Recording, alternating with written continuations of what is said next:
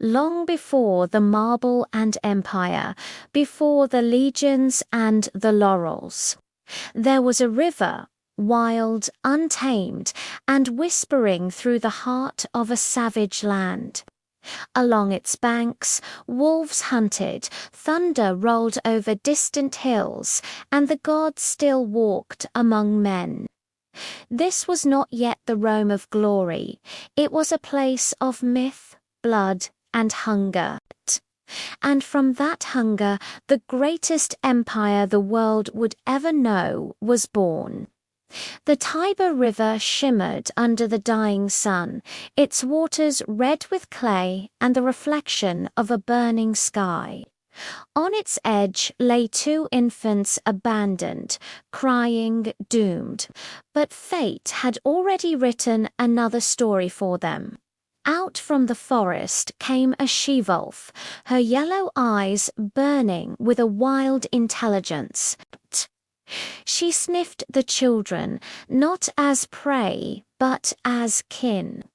The gods had chosen her as guardian.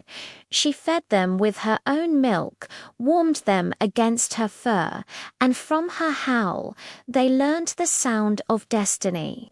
Their names would become legend, Romulus and Remus. As they grew, the brothers hunted like wolves, fought like men, and dreamed like kings. They were not born to kneel. Every day they climbed the hills overlooking the river and looked upon the wild, endless land before them. To others, it was wilderness. To them, it was the beginning of a kingdom. But even among the gods chosen, envy is a blade that never dulls. The brothers were bound by blood, yet divided by fate. When the time came to build their city, they could not agree where it should rise. Romulus stood upon the Palatine Hill, pointing to the high ground bathed in sunlight. Remus mocked him, laughing, saying the gods favored him instead. The quarrel grew. The wolf's sons turned their claws upon each other. The earth that had once sheltered them now drank their blood. Remus fell, struck down by his brother's hand. The wind carried his last breath over the hills, a curse that would echo for centuries. Rome would be built upon blood. Romulus, trembling with fury and grief, drove his spear into the ground. "Here," he said, "I build a city that will outlive men, kings, and gods themselves." And so the first walls of Rome rose not of stone, but of will. He gathered outcasts, fugitives, thieves, the unwanted of the world, and made them citizens. "Let the strong rule, and the weak serve," he declared. "Here every man may find a place, if he can take it." And they came like moths to a fire, drawn to something greater than themselves, the promise of belonging, of power, of destiny. But a city cannot grow without women, and the men of Rome had none. So Romulus looked to the neighboring tribes, the Sabines, and invited them to a festival of peace. Music filled the fields, torches lit the night, and then, on Romulus's signal, the Romans seized the Sabine women by force. Screams and chaos tore through the night, but amid the horror, a dark truth was born. Rome would not ask, it would take. When the Sabine kings marched to take revenge, Rome's young warriors stood ready. The newly taken wives, Roman now by name, stepped between both armies, crying out, "If you kill our fathers, we lose our blood. If you kill our husbands, we lose our future. Will Rome be built only on corpses?" The battlefield fell silent. The Sabines laid down their arms. And Rome lived, not because of conquest, but because of the courage of women who refused to let men's pride destroy their children's future. Still, peace never lasted long in the city of wolves. Romulus ruled with iron, a king forged by destiny, yet haunted by the brother he killed. As years passed, he vanished into a storm, the legend claiming that the gods took him to heaven, making him divine. But others whispered the truth, that the Senate, weary of his pride, tore him to pieces and scattered his remains to the winds. Whether god or ghost, Romulus was gone, but his city remained. And Rome, the city born of blood and ambition, began to hunger again. The wind howled over the Tiber as the first fires of civilization burned along its banks. The wolves had given way to men, and men, it seemed, were far more dangerous. This is only the beginning of Rome's rise from myth to empire. In Part 2, The First Blood, we'll unveil how this wild city of outcasts became a nation of warriors. Thank you for watching. If you enjoyed this journey into the past, please like this video and subscribe to the Hour of War so you don't miss what's next. We'll see you on the battlefield. The years passed, and the city born of wolves began to wear the crown of men. Romulus, the wild king who had built Rome from dust and fury, now ruled from his wooden throne on Palatine Hill. Around him, the city took shape. Where once there were only Madondwattle huts, now rose stone walls, temples, and the beginnings of Roman law. The savage camp had become a city, proud, fierce, and undeniably hungry for more. Rome was no longer just a place. It was an idea, an ambition burning bright on the Italian peninsula. But power, as they say, is a beast that never sleeps, and the very fire that had forged Rome now began to consume it from within. The senators, men who had fought alongside Romulus, old warriors now draped in the robes of nobility, began to whisper in the shadows of the newly built Curia. They had followed a warlord, a leader of men, but now they saw something different. In their eyes, Romulus was no longer a king. He was becoming a tyrant. His word was absolute, his power unchecked. They feared the wolf they had helped raise was turning on its own pack. The respect they once held for him curdled into resentment, a dangerous poison seeping into the foundations of the new city. The tension simmered, waiting for a spark. And that spark came on a storm-dark evening. The sky itself seemed to turn against the king. Black clouds gathered over the 7 hills, and lightning, sharp and vicious, cracked above the Campus Martis, the field of Mars. There, before his people, stood Romulus, his voice thundering over the growing storm. He spoke of destiny, of glory, of a future where Rome would not just be a city, but the ruler of the entire world. His words were filled with an almost divine fury, a vision so grand it bordered on madness. The crowd, caught between awe and fear, fell silent. And then, amidst the roar of thunder and the flashes of lightning, a scream pierced the air. Chaos erupted.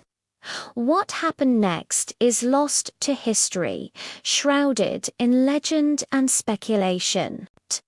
Some say the senators, their patience finally broken, surrounded him, their daggers flashing in the storm's light, and struck him down right there. A brutal political assassination to rid Rome of its first tyrant. A grim but necessary act to preserve the future of the republic they envisioned. But others tell a more mystical tale. They say it wasn't men who took him, but the gods themselves. That his father, Mars, descended in a whirlwind of thunder and fury, lifting his demigod son from the earth and carrying him into the heavens. In this version, Romulus didn't die. He ascended, taken to his rightful place among the immortals. He simply vanished into the heart of the storm.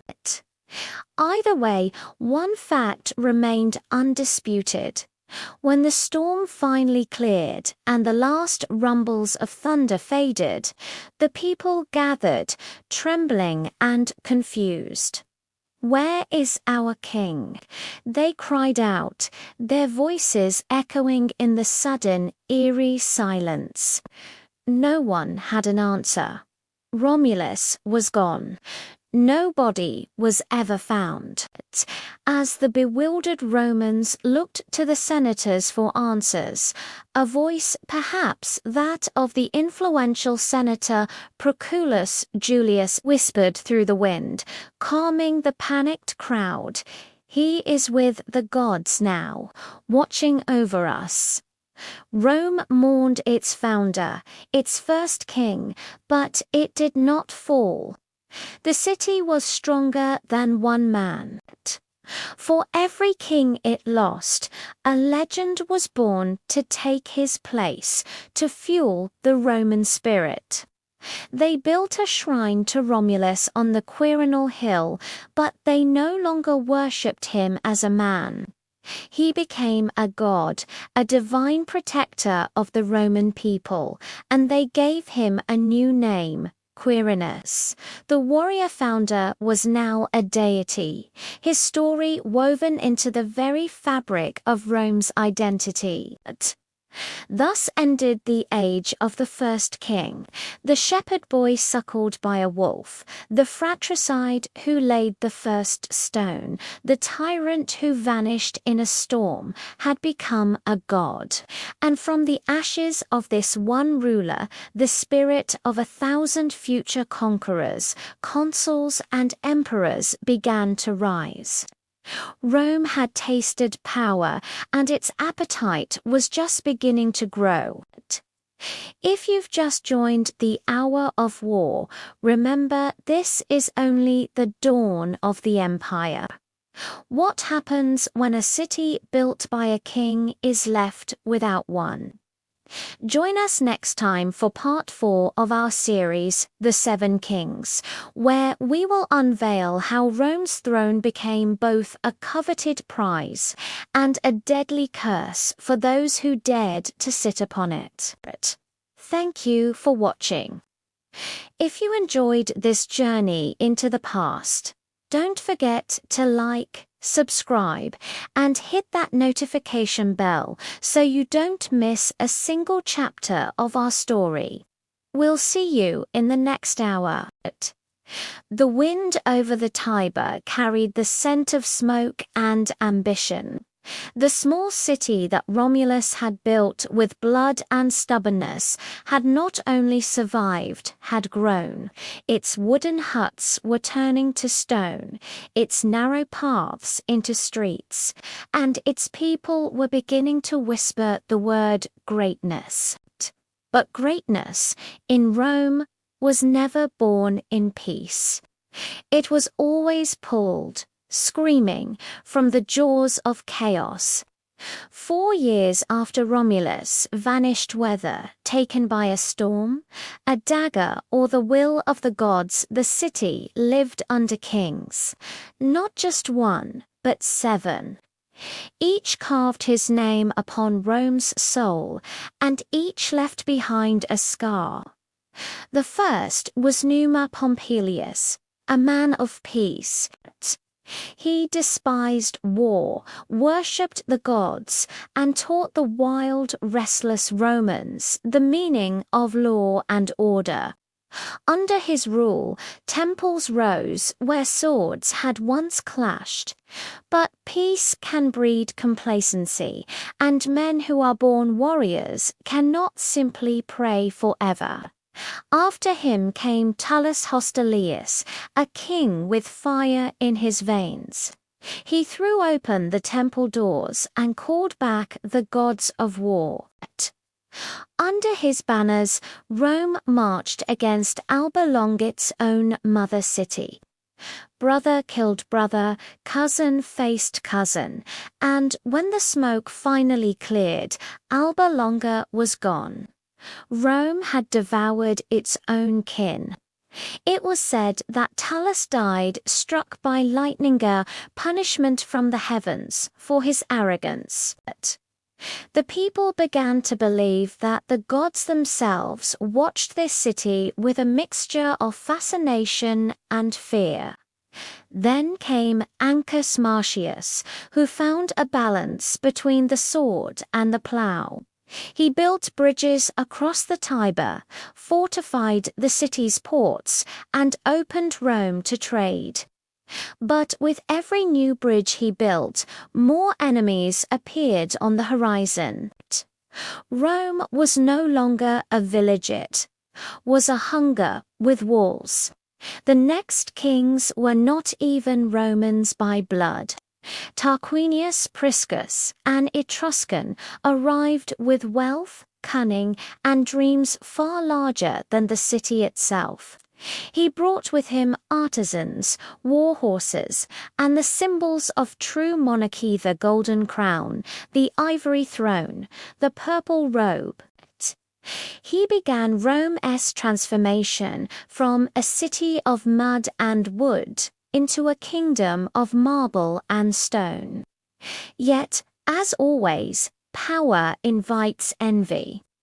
One night, as he prepared for a grand ceremony, assassins crept up behind him. His wife, the formidable Tanaquil, watched him and swore that his vision would not die with him. In a masterful political move, she placed a young boy upon the throne. Servius, once a servant, now a king. Legend said his head had glowed with a divine fire when he was a child, a clear mark of destiny, and destiny certainly seemed to favor him. Servius built walls around Rome that would stand for centuries. He reorganized the people, dividing them into classes not by blood but by wealth and duty to the state. The soldiers now marched under banners of disciplined legions, not chaotic war bands. Rome was no longer just surviving, it was organizing, preparing, and learning the structure that would one day command an empire. But Servius forgot one crucial lesson of Roman life. Power is never given, it is only taken. His own daughter and her husband, the future Tarquinius Superbus, conspired against him. They dragged the aging king through the streets, his blood mixing with the very dust of the city he had built.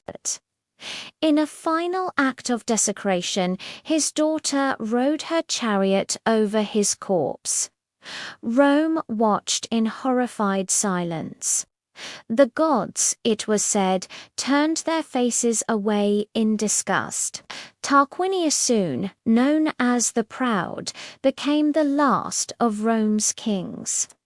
He ruled not as a father to his people, but as a tyrant. His word was law, his anger meant death. The people feared him. The Senate hated him, and the gods grew restless. The breaking point came when his son Sextus committed a crime so vile it turned the city as hard to stone. The violation of Lucretia, a noble and respected Roman woman. Her name became a cry for vengeance, and the blood she shed in her despair washed away centuries of monarchy. That night, as the enraged populace stormed the palace and Tarquinius fled into the darkness, a new vow was born in the heart of every Roman. Never again shall Rome bow to a king, and from that powerful oath, a new form of power rose, the Republic fierce, flawed, and destined to one day rule the world. So ended the age of kings, and so began the age of laws. If you've just joined us at the Hour of War, this was part 4 of our series, The 7 Kings. But the story of Rome has only just begun.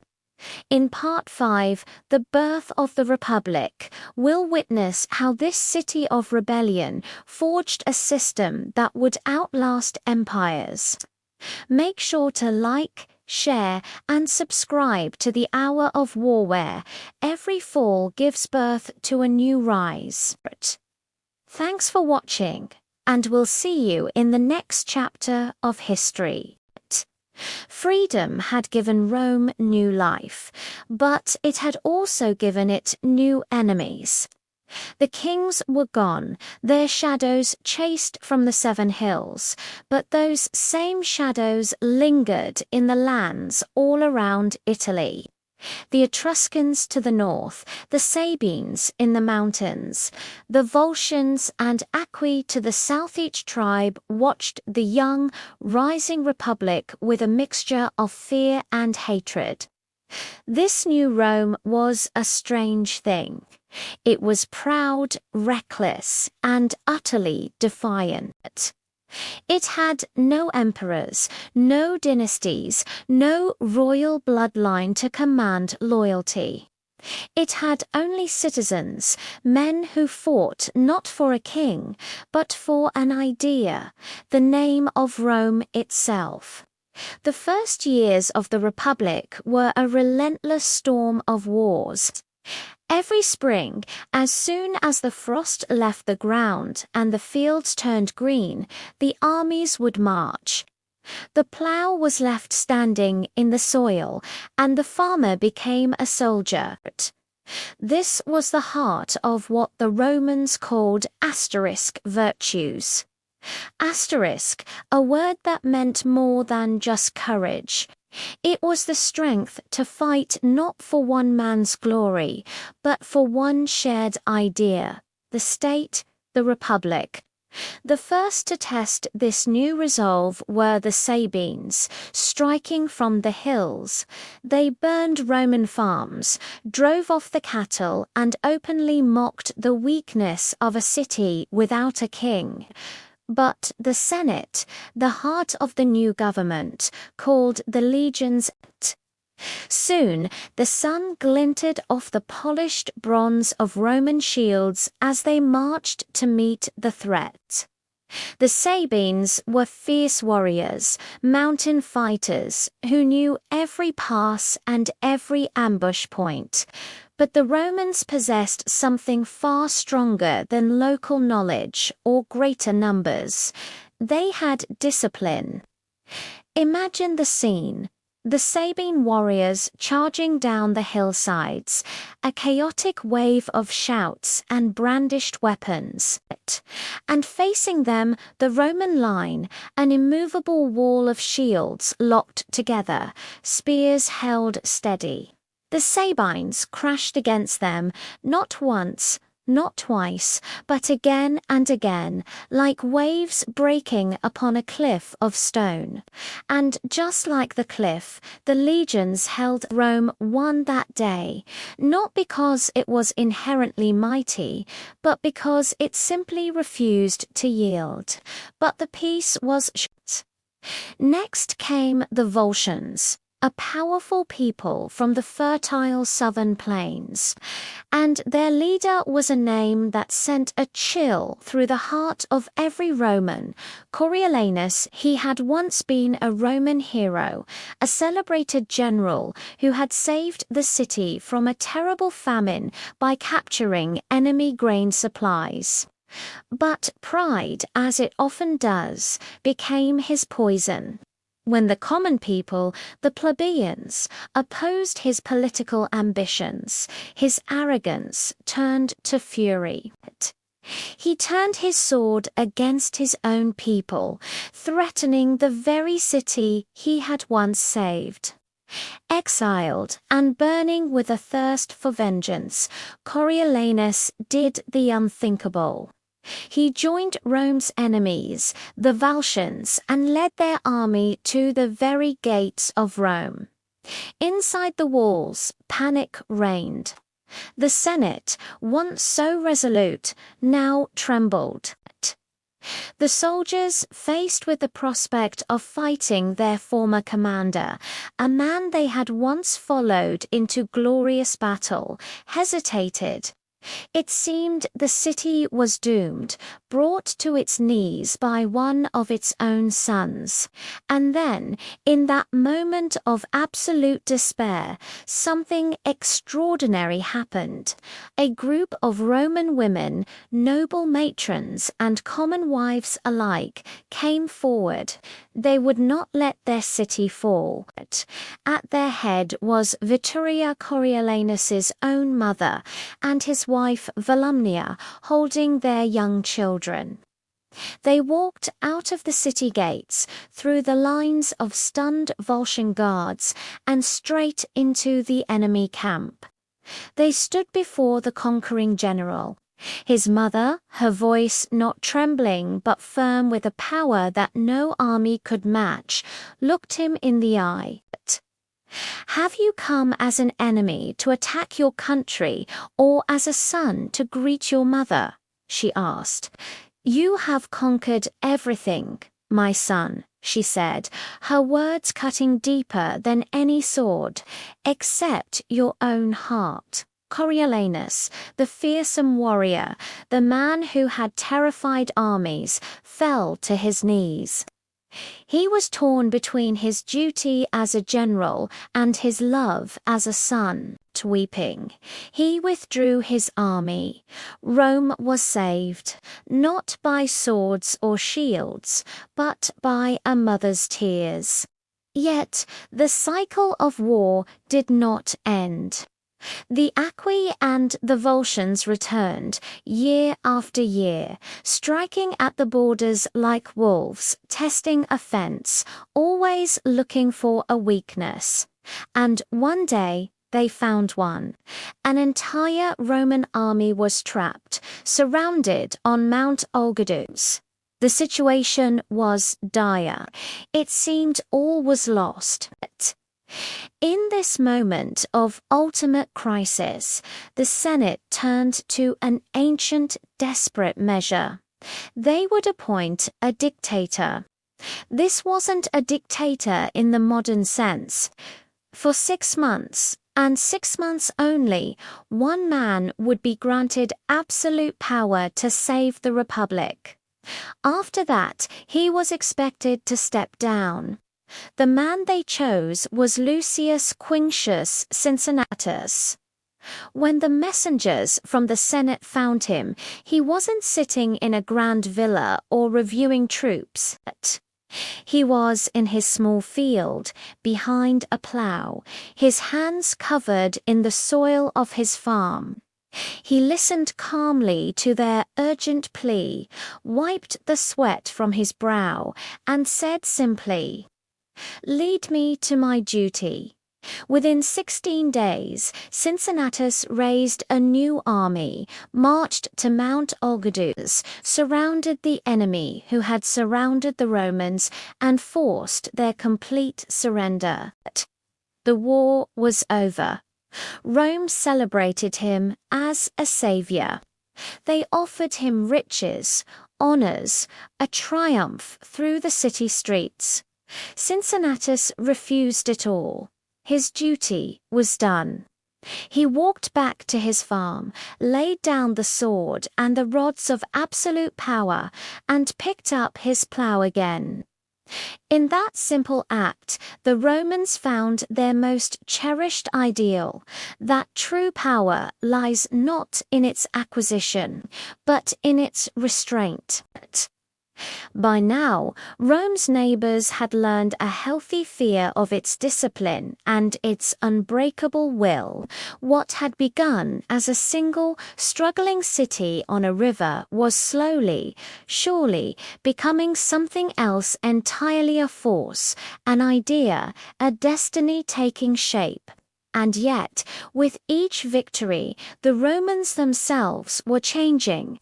Each war made them stronger, but it also made them hungrier. Their soldiers returned not just with spoils of war, but with a growing sense of pride and superiority. The republic that had once fought merely for its own survival now began to dream of domination. The wars that began in defense were destined to end in conquest. Rome's legions, forged in the fires of these early struggles in the hills of Italy, would one day march across the known world. This was Part 6, The Wars of the Republic. In Part 7, The Rise of the Legions, we'll witness how Rome transformed its citizen army into the most disciplined and effective war machine in human history. An army that could defeat kings, crush empires, and build one of its own. So if you're enjoying this journey into the past, don't forget to like, share, and subscribe. The Republic's sword has been drawn, and the hour of war has only just begun. Thanks for watching. From a city fighting for its life, Rome was transforming. It was becoming a machine, a system learning how to rule. Every conflict, every single war had been a lesson. Every stinging defeat had chiseled discipline into its very bones.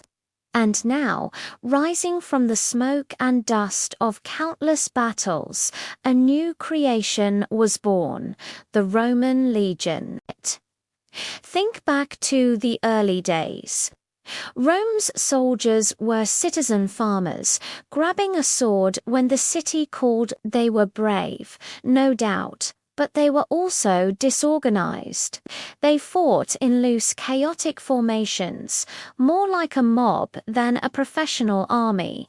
But as their enemies grew stronger, more sophisticated, the Roman Republic knew it had to evolve. It had to change the very way it waged war.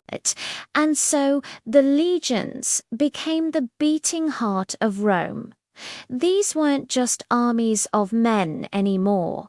They were armies of pure, unadulterated order. Imagine a single legion, a self-contained world of nearly 5,000 citizens. This massive force was broken down into smaller, more manageable units, cohorts, and centrosol, led by centurions, men who commanded with an iron will and absolute authority. The Romans didn't fight for individual glory. They fought for structure, for precision, for the system. When a legion marched, it moved as one enormous creature, a terrifying beast of bronze and discipline. Shields would lock together to form the famous asterisk, testudo asterisk. Spears would align in perfect, deadly rows, and every single step was measured to the relentless drumbeat of command. This wasn't natural. It was forged through brutal, endless training. They trained until pain became instinct, until exhaustion was just another feeling to ignore. Every Roman soldier understood a simple, terrifying truth. Breaking formation meant certain death, and not necessarily from the enemy's sword, but from the punishment of his own comrades. Cowardice was a cancer, and it was cut out with public execution. But loyalty was the highest virtue.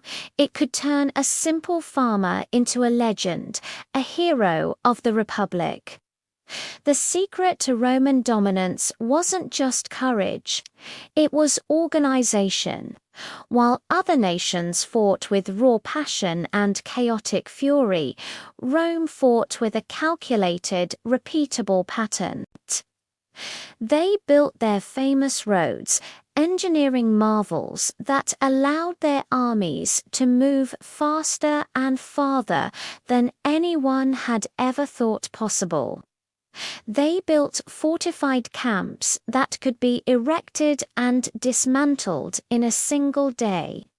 Each one identical, a perfect, efficient fortress in the wilderness. Even their method of conquest was a strategy. It was a three-pronged approach.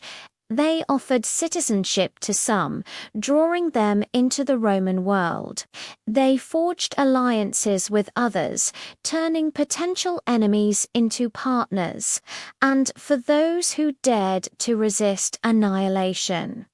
Rome didn't just win wars, it absorbed them, swallowing entire cultures and territories into its growing system. Under the banner of the Republic, Italy was no longer a fractured land of competing tribes. It was coalescing, becoming a single body, its veins flowing with Roman law, Roman culture, and Roman blood. Every victory fed this incredible machine, and every new soldier who joined the ranks carried not just a sword and shield, but the weight and power of an entire system on his shoulders. And at the center of this incredible transformation, during a moment of profound crisis, stood one man, Marcus Furius Camillus, a figure so important he would later be called the second founder of Rome, when the Gauls swept down from the north, sacked the city, and burned it to ashes. All seemed lost. But it was Camillus who returned from a bitter exile, rallied the broken people, rebuilt the army, and drove the invaders out of Italy. Under his command, the legions rose again from the ruins stronger, faster, and more unbreakable than ever before. It was a hard lesson, but a vital one. Rome learned that it could be wounded, it could be burned, it could be brought to its knees, but it could never truly be defeated. And now the world was watching. To the north, the last of the Etruscan cities eyed Rome with suspicion. To the south, in the rugged mountains, the fierce Samnite tribes prepared for war. And beyond them, the wealthy Greek colonies of southern Italy, powerful cities like Tarentum, backed by the great Hellenistic kings across the sea, began to fear the rising storm on the horizon. They saw Rome not as just another city-state anymore. They saw it for what it was becoming, a nascent empire, an unstoppable force. And they were right. The legions that had once defended Rome's walls were now ready to carry her eagle standards far beyond them. The Republic had forged its sword.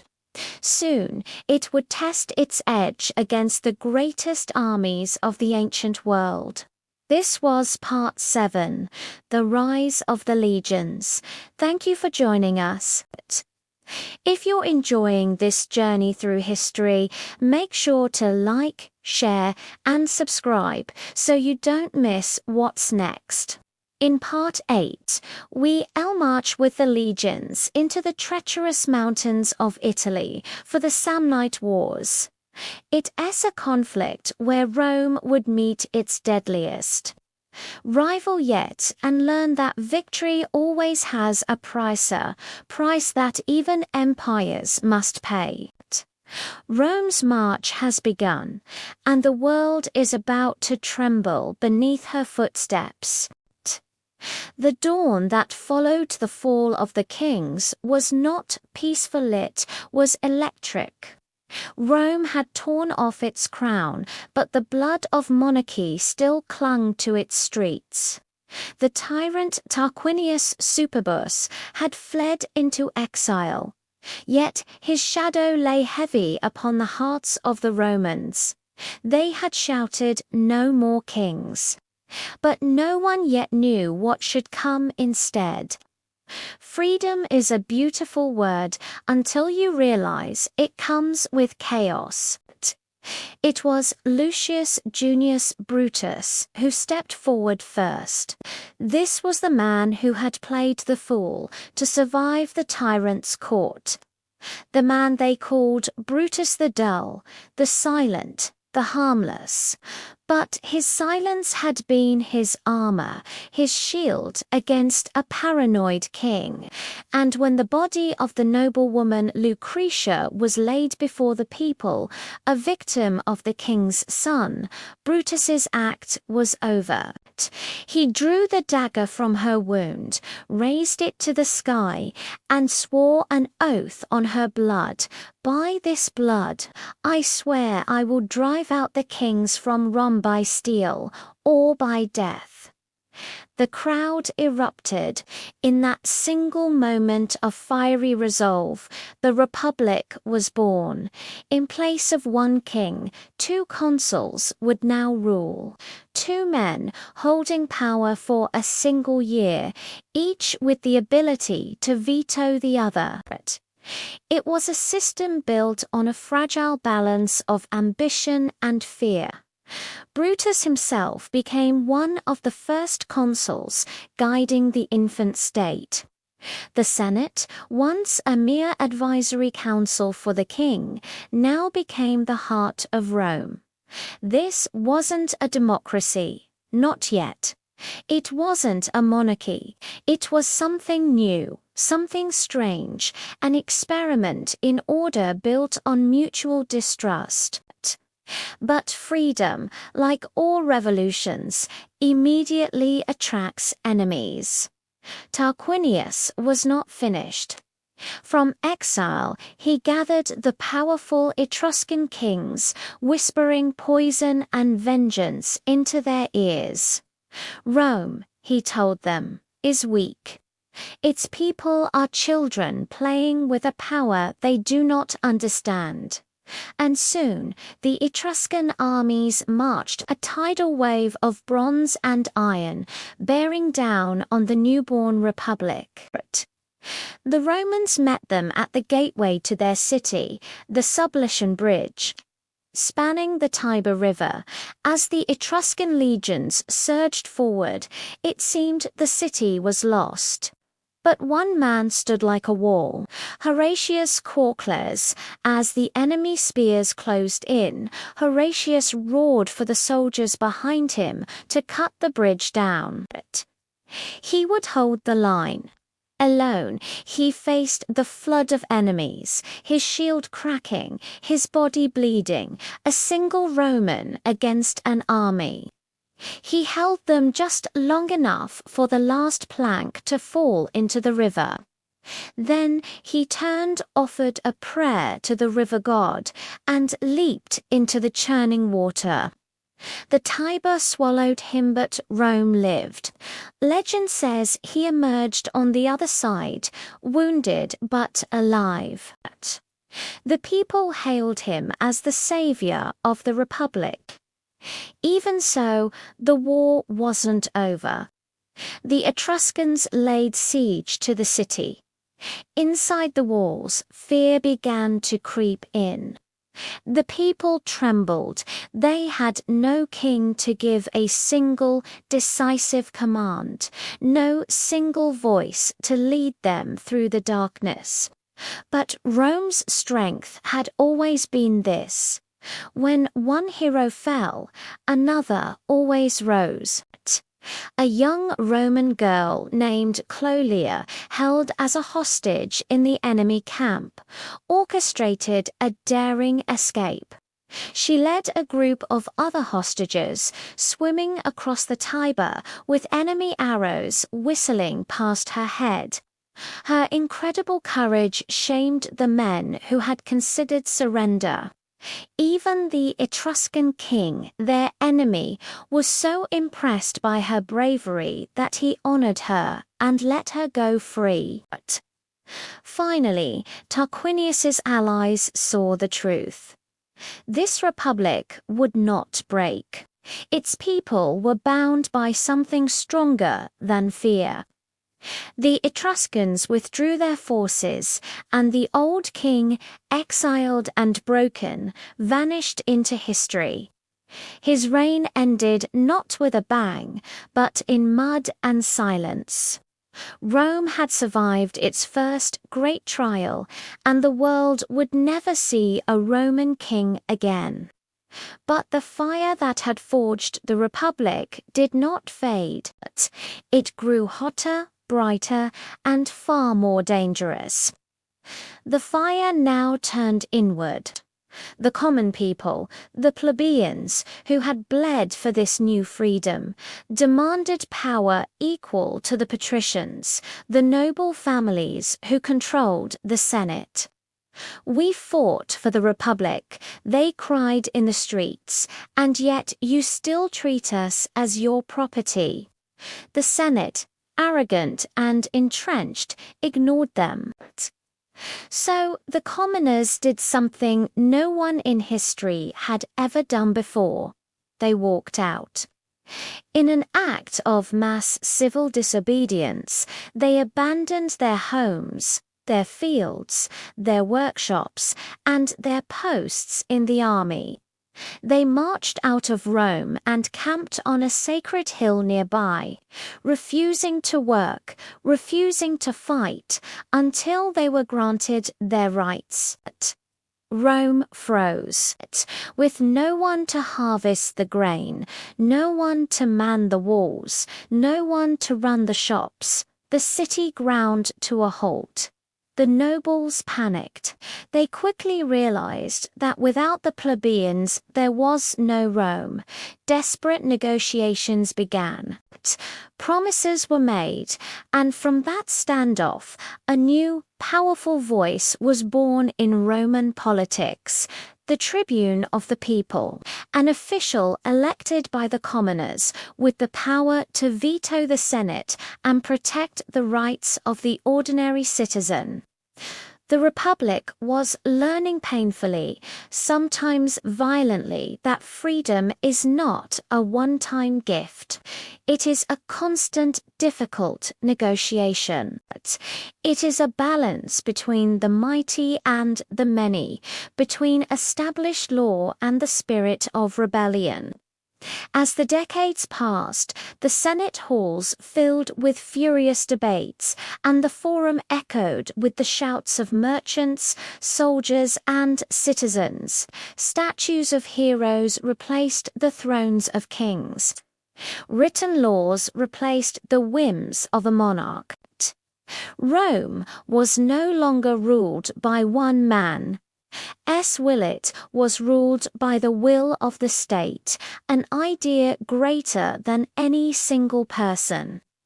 But in that delicate balance, something else was stirring, something ancient and hungry: ambition.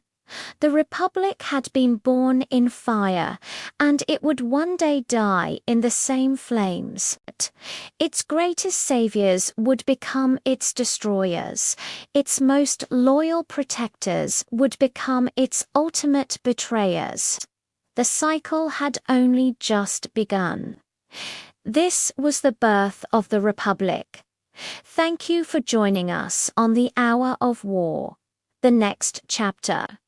The Wars of the Republic will unveil how Rome's new hard-won freedom forged one of the most unstoppable military machines the world has ever known. Make sure you like, share, and subscribe so you don't miss it. Let us know in the comments, are you watching from dawn or from midnight? Because in the next hour of war, the Republic learns how to bleed. The year is 264 BC. For centuries, Rome has been a creature of the land. Its legions marched across Italy, conquering mountains and valleys, but its gaze never truly left the shore. Now, for the first time, Rome looks out across the vast blue expanse of the Mediterranean, and what it sees, staring back, is a rival unlike any it has ever known. Carthage, imagine a city glittering on the African coast, far older, far richer, and far more powerful at sea than Rome could ever dream of being. Carthage was the master of the waves. Its harbors were a forest of masts, 1,000 ships strong. Its merchants sailed from the Pillars of Hercules in Spain to the ancient lands of Egypt, their trade routes weaving a web of commerce across the known world. Gold, ivory, and spices flowed into its coffers like rivers, making it the wealthiest city in the Western Mediterranean. The Romans called them *Peni*. The Phoenicians, but history would come to know them by a more formidable title, the Lords of the Sea.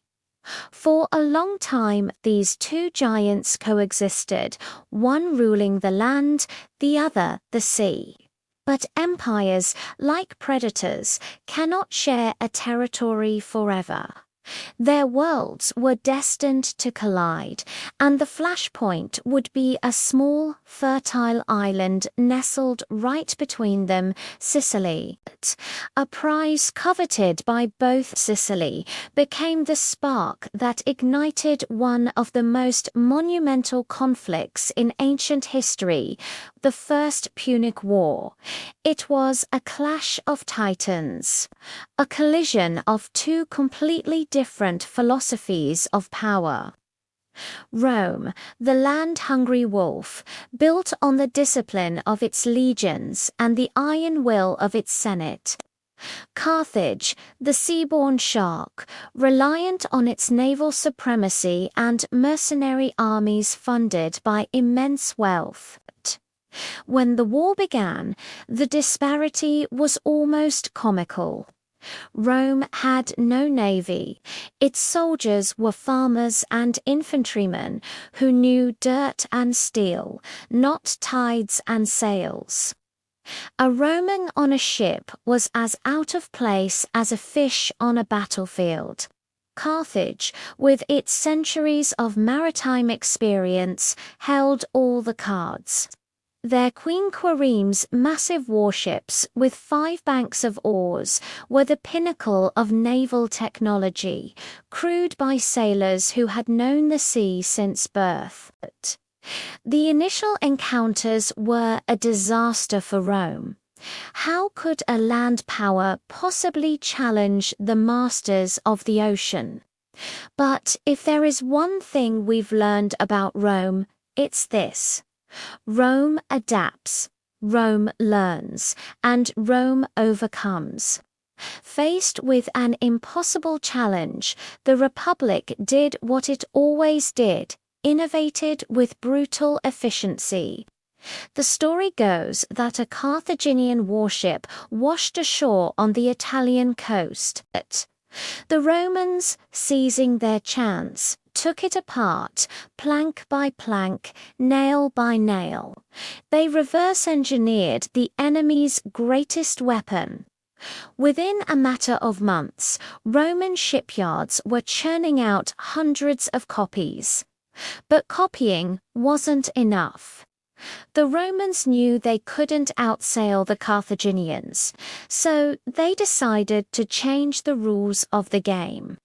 They added a revolutionary and frankly terrifying new invention to their ships. The corvus asterisk. Imagine a huge, heavy boarding bridge, over 30 feet long, mounted on a swivel at the front of the ship. At its tip was a massive, sharp spike, like a bird's beak, hence the name corvus asterisk, meaning crow. When a Roman ship got close enough to an enemy vessel, they would drop the corvus. The spike would slam down, embedding itself into the enemy's deck, locking the two ships together. Suddenly, the naval battle was over. A land battle had just begun. Roman legionaries, swords drawn, would storm across the bridge, turning the enemy's deck into a slaughterhouse. It was genius. It was brutal. It was Roman. The Carthaginians at first probably laughed. These clumsy Roman ships, with their strange contraptions, but their laughter died in their throats. At the Battle of Mylae in 260 BC, the Roman fleet, led by the consul Gaius Duilius, met the Carthaginian navy. The corvus was deployed. Carthaginian ships were boarded, their crews overwhelmed. Rome won its first ever major naval victory. Back in the Senate, the mood was one of stunned triumph. The sea, once a terrifying alien frontier, was now within their grasp. But Carthage was an old and proud power. It would not be humbled so easily. From behind the city's mighty walls, they unleashed one of their most brilliant and ruthless commanders, Hamilcar Barca.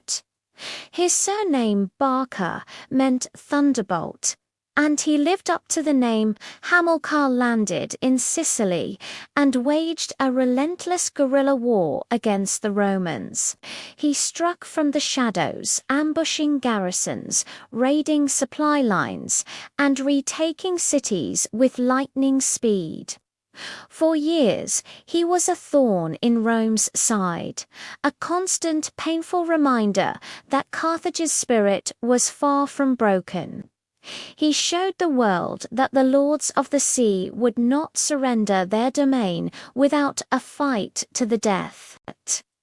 The war dragged on for an agonizing 23 years. It became a brutal war of attrition. Entire fleets were lost to storms, more ships sunk by nature than by the enemy. Cities were besieged, starved, and burned to the ground. Generations of young men on both sides were fed into the meat grinder of war. It was a conflict that bled both empires white, testing their resolve to its absolute limit. But in the end, it was Rome's relentless persistence that outlasted Carthage's mercantile pride. Roman determination, fueled by a seemingly endless supply of manpower and an unshakable will to win, ground the Carthaginians down. The final, decisive blow came at the Battle of the Aegates Islands in 241 BC. The newly rebuilt Roman fleet, leaner and more experienced, annihilated what was left of the Carthaginian navy. With its fleet shattered and its treasury empty, Carthage had no choice. They sued for peace. The terms were harsh. Carthage had to abandon Sicily and pay a massive indemnity to Rome. For the first time, Rome possessed an overseas province. It had crossed the sea. It had defeated the greatest naval power in the world. The Republic had transformed into a true empire, and the Mediterranean Sea was on its way to becoming what the Romans would later call *mare, nostrum *ausi, back in Rome. The senators whispered with newfound ambition. If we can defeat Carthage once, they said, we can defeat her forever. The balance of power had shifted, and the world would never be the same again. But this victory, as glorious as it was, had sown the seeds of an even more terrible conflict. In the defeated city of Carthage, amidst the humiliation and ruin, a young boy stood watching the victorious Roman banners. He was the son of the great general Hamilcar Barca. His name was Hannibal. As the story is told, Hamilcar led his 9-year-old son to a sacred altar and made him place his hand upon the sacrificial offering there. He made the boy swear an oath of eternal, undying hatred for Rome. In that moment, the embers of a defeated war were reignited into the fires of vengeance. The First Punic War was over, but the greatest struggle was yet to come. This was part 9 of our series, The Punic Tide. In Part 10, The March of Hannibal, we will witness one of the most audacious military campaigns in all of human history. The mountains of the Alps will tremble as an army, led by elephants, does the impossible. Rome will be brought to its knees and face its greatest fear, personified in one man. If you've journeyed with us this far through the epic sagas of gods and men, thank you for watching The Hour of War. Be sure to like, share, and subscribe so you don't miss what's coming. Because next time, vengeance itself will march on Rome. The wind howls across the high peaks of the Alps, a cold, merciless ancient sound. For centuries, these mountains have stood as an impassable wall, a fortress built by nature itself. No army has ever dared to cross them. No sane commander would even consider such a suicidal journey.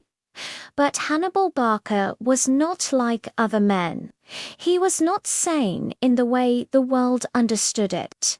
He was driven by something far more powerful than reason, an oath sworn in the ashes of his homeland.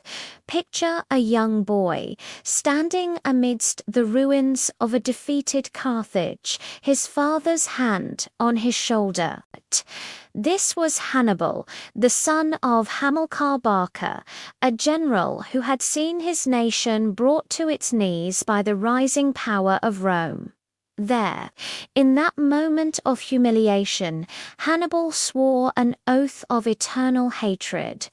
He promised his father and the gods that he would never be a friend to Rome. That oath, sworn in childhood, now burned brighter than any star in the heavens. Rome believed it had won. After the First Punic War, it had taken Sicily, Corsica, and Sardinia. It had demanded crippling tributes of gold, forcing Carthage into a humiliating peace. But peace was never the goal. For Hannibal, it was merely a pause, a moment to gather strength. He was not a diplomat. He was a storm, gathering force just over the horizon, waiting for the perfect moment to break upon the shores of Italy. That moment arrived in 218 BC in Spain. Hannibal assembled one of the most formidable armies the ancient world had ever seen. 90,000 infantry, 12,000 elite cavalry, and his secret weapon, 37 war elephants, living siege towers from the heart of Africa. His objective was not just to fight Rome, but to break it. To do what no one had ever done, to bring the war to Rome's own doorstep. His plan was audacious, bordering on madness. He would not sail the Mediterranean, where the Roman navy ruled the waves. Instead, he would lead his massive army from Spain over the towering Pyrenees, across the hostile lands of Gaul, and then into the heart of the Alps. The impossible journey had begun. Imagine the scene, a line of men and animals stretching for miles, snaking its way through treacherous mountain passes. The air grows thin and bitingly cold. Snow begins to fall, burying the paths that were never meant for an army. Local tribes, appearing like ghosts from the cliffs above, launch relentless ambushes, sending rocks and arrows raining down upon the struggling column. Men unaccustomed to the freezing temperatures collapse and die where they stand. Horses, their hooves finding no purchase on the icy slopes, slip and vanish into the misty abyss below, and the elephants, these mighty beasts of Africa, instruments of terror on the battlefield, were now terrified themselves. They bellowed in protest, their massive bodies struggling to climb slopes where even a goat would falter. They were a symbol of Hannibal's ambition, powerful and dangerously out of place. Yet, through it all, Hannibal did not waver. His will was the iron spine of the army. At one point, their path was blocked by a colossal rock slide, a granite tombstone marking the end of their journey. His engineers said it was impassable. His men despaired. But Hannibal saw only an obstacle to be overcome.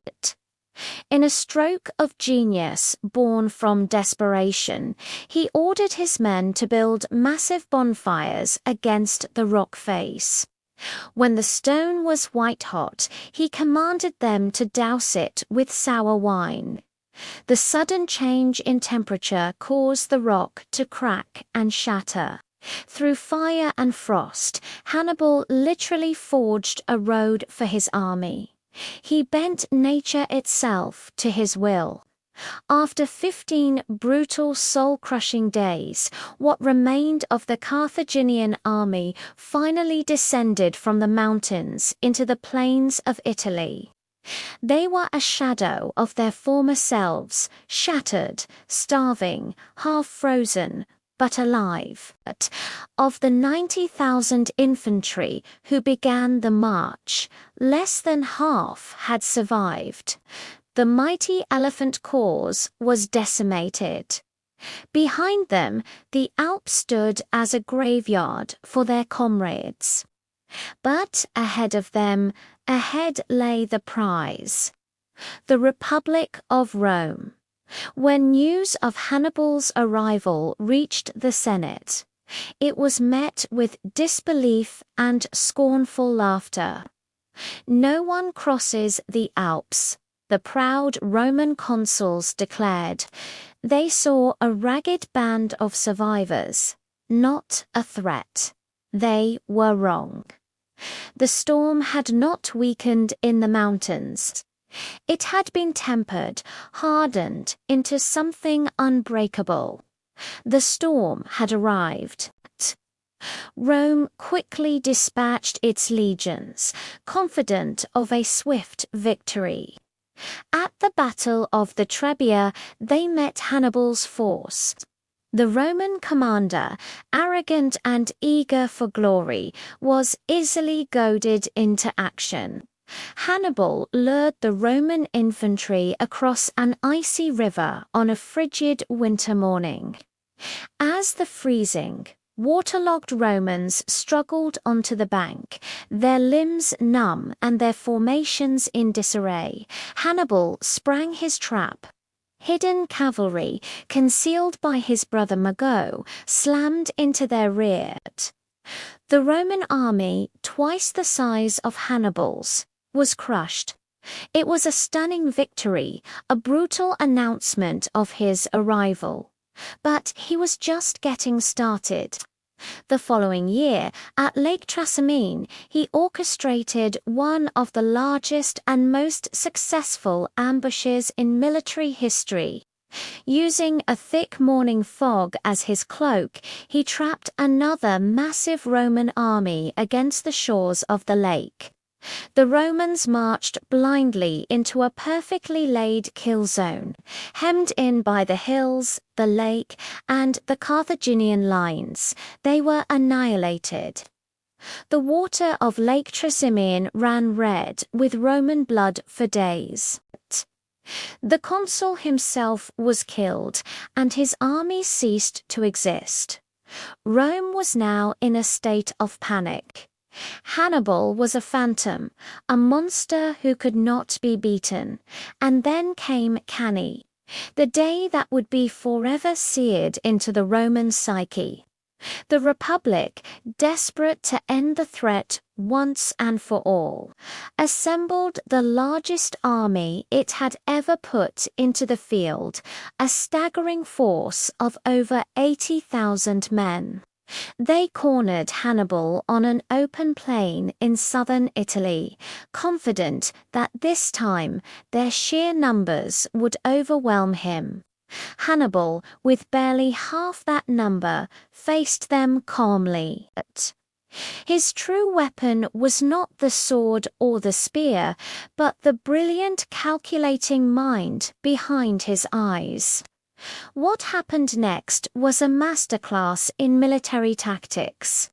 Hannibal arranged his army in a crescent shape, with his weaker Gallic and Spanish infantry bulging forward in the center. As the massive Roman legions surged forward, they pushed this center back, just as Hannibal intended. Slowly, deliberately, the Carthaginian line bent inwards, drawing the Romans deeper and deeper into a trap. It was like a net being drawn closed. The Roman commanders, seeing the center give way, believed they were winning. They pushed more and more men into the gap, compressing their own formations until their soldiers could barely lift their arms to fight. Then, at the decisive moment, Hannibal gave the signal. His elite African infantry, held in reserve on the flanks, turned inward. At the same time, his superior cavalry, having already routed their Roman counterparts, swept around and closed the trap from behind. The Roman army was completely encircled. What followed was not a battle, but a slaughter. By nightfall, the field of Cannae was a sea of death. As many as 70,000 Romans lay dead or dying. It was the single greatest defeat in the long and storied history of Rome. The Senate trembled. The path to the city of Rome itself was now wide open. The ultimate prize was within Hannibal's grasp. And yet he hesitated. Hannibal did not march on Rome. Historians have debated this decision for millennia. He waited. He hoped for his Italian allies to defect to his side, but few did. He waited for reinforcements and supplies from a hesitant Carthaginian government, but they never arrived in sufficient numbers. He had won every single battle, but he found himself unable to win the war. He was a strategic genius trapped by a political reality he could not control. Rome, though horrifically wounded, was not broken. Its spirit refused to die. The Republic dug deep, finding a resolve it didn't know it had, and in its darkest hour, it found a new champion, a young general named Scipio, a survivor of Cannae, who had studied Hannibal's methods and learned from his enemy's brilliance. He would come to be known as Scipio Africanus, the man who would take the fight back to Carthage itself. The stage was being set for the final epic confrontation in the sun-scorched plains of North Africa at a place called Zama. The fates of these two titans and the two empires they represented would collide for one last time. This has been part 10 of our series, The March of Hannibal. Join us next time for the dramatic conclusion in part 11, The Last Lion of Carthage. We'll witness the final, world-altering clash between Hannibal and Scipio, a battle that would decide the future of the known world. If the fire of history still burns in you and you want to see how this epic saga ends, make sure to like this video, share it with a friend, and subscribe to the Hour of War. Because next time, one empire will fall and another will rise from the ashes to rule for 1,000 years. Thank you for watching. For 17 days, the city burned. Flames climbed higher than its towers once had, turning the night sky over the African coast into a blood-red dawn. The air was thick with ash, with screams, with the thunder of collapsing stone. And in the heart of that inferno, the last queen of Carthage stood upon her city's walls, watching her world die. This wasn't a battle anymore. It was the ending of an age. Rome had come, not as conquerors seeking glory, but as executioners delivering judgment. The Senate had decreed it. Carthage must be destroyed. And now that prophecy was fulfilled. Centuries earlier, Carthage had ruled the seas. Her ships darkened the horizon.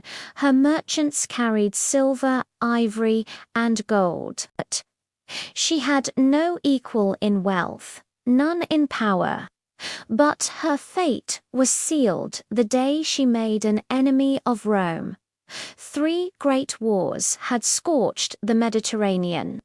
3 times, Rome and Carthage had fought for the same sun. The first was for Sicily, the second for revenge, and this, the third, was for survival itself. It began when Carthage dared to rise again. Against Roman orders, they armed themselves, built ships, and trained soldiers. Rome called it treason, but for Carthage, it was simply life. When the legions arrived, 80,000 strong, Carthage refused to surrender. They melted their gold into swords, tore down their own temples to build catapults, and turned their streets into fortresses.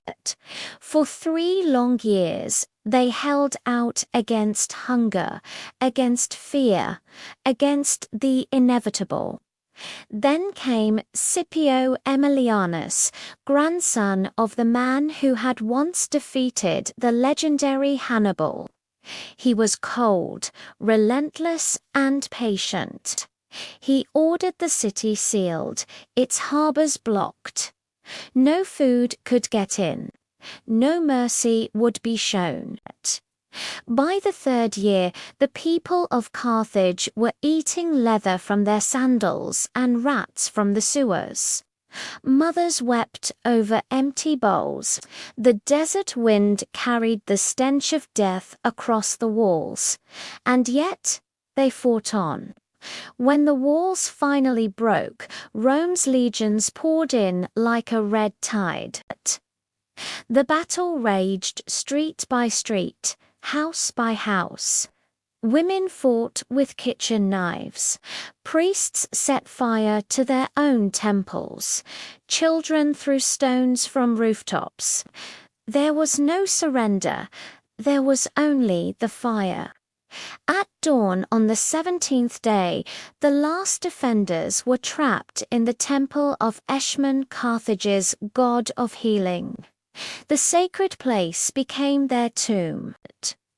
The queen, her eyes hollow with smoke and despair, gathered her people and spoke her final words. If Carthage must fall, then let it fall whole and broken, unbent, and with her last breath she leaped into the flames. The temple collapsed, and Carthage was no more. When the ashes finally settled, Scipio stood upon the ruins.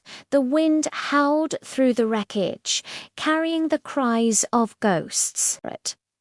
One of his officers wrote that Scipio, the hardened general, wept. "A day will come," he said quietly, "when Rome too shall fall, and others will stand where we now stand." Then, in silence, he gave the final order. Plough the ground, salt the earth. They burned the libraries, tore down what was left of the walls, and sowed salt into the soil so that nothing would ever grow again. And so the great city of Carthage vanished, erased from the world, remembered only by its ashes. But Rome now stood unchallenged. The Mediterranean Sea was now a Roman lake. From Spain to Syria, no rival remained. The Republic, born from humble peasants and shepherds, had become the greatest power on earth. The Senate celebrated. Triumphs were held in the capital, gold, and slaves filled the streets of Rome. But beneath the cheers, a shadow was stirring, the kind of shadow that grows when victory becomes a habit and conquest becomes a hunger. Though Carthage was gone, the fire that destroyed it had already begun to burn inside Rome itself. Ambition, greed, betrayal, these would soon tear the Republic apart from within. The world would never be the same. Rome would go on to become an empire, its legions marching farther than any before into Gaul, Egypt, Judea, even Britain. But in the flames of Carthage, the seed of its own downfall had already been planted. Every empire that rises upon war must one day face its own reflection in the ashes of the conquered. Carthage had seen it, and Rome would too. And so ends the saga of the rise of Rome, from a cluster of shepherd huts on the Tiber to the masters of the known world. From myth to power, from dust to destiny. But remember this, the story of Rome does not end here. It only changes shape. Next comes the Roman civil wars where brother will turn against brother. Generals will crown themselves kings, and the Republic itself will bleed. If you've journeyed with us through the rise of Rome, thank you. Like, share, and subscribe, because this was not just a story of conquest. It was the story of humanity's oldest truth, that power once gained never sleeps. Tell us in the comments which empires rise or fall should we bring to life next. Should it be the Mongol storm or the fall of the Ottomans? This was the hour of war, and history never truly ends.